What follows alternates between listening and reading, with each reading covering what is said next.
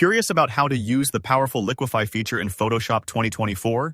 By the end of this tutorial, you'll know exactly how to gently reshape and enhance any photo, whether you're looking to fix little imperfections or even create dramatic artistic effects.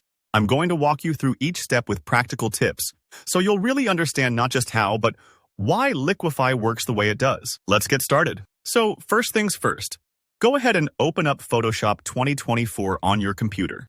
If you're brand new to this version, don't worry, most of the interface will feel familiar. Once it launches, locate your photo. Maybe it's a portrait you want to refine, or a landscape where you want to play with the scenery a bit. Click File, then Open, and select your image. Give it a moment to load. Sometimes larger files might take a few seconds, but once it's up, you'll see it right there on the canvas, ready to be edited.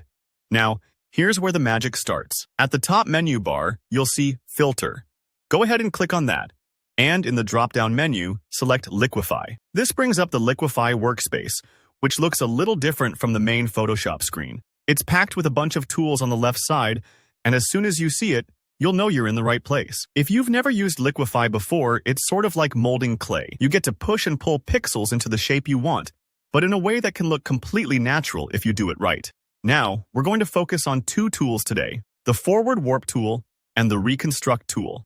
The Forward Warp tool is what most people think of when they hear Liquify. It's the little icon that looks like a bent arrow, usually at the top of the tools list. Select it by clicking. The way it works is simple. You click and drag on your image, and Photoshop will push the pixels in the direction you move your mouse. For example, say there's a part of someone's smile you want to nudge just a bit wider, or maybe smooth out a wrinkle in a shirt. Just gently sweep your cursor along that area. I always recommend starting with a large brush size and soft pressure settings, especially if it's your first time. This way, changes will be gradual and less likely to leave harsh edges or distortions. If the effect looks too strong, remember, you can always undo with Ctrl+Z or Command+Z. Now, here's a reassuring tip. It's super common to make adjustments that go a little too far. That's where the Reconstruct tool comes in handy. It's like an oops eraser that lets you gently dial back areas you've warped, returning them to their original look without resetting the whole image. Select the Reconstruct tool. It looks like a little brush below the Forward Warp icon. Simply brush over any spots you're not happy with.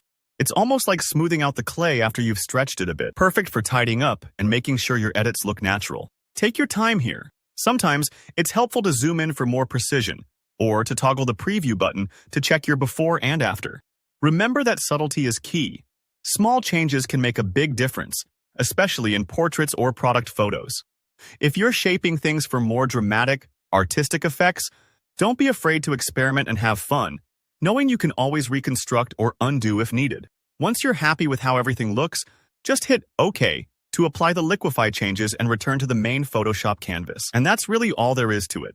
Simple tools, big possibilities, and you're in control of every little detail. If you found this tutorial useful, go ahead and give it a thumbs up. Let me know in the comments if you have questions or share your experiences with the Liquify tool.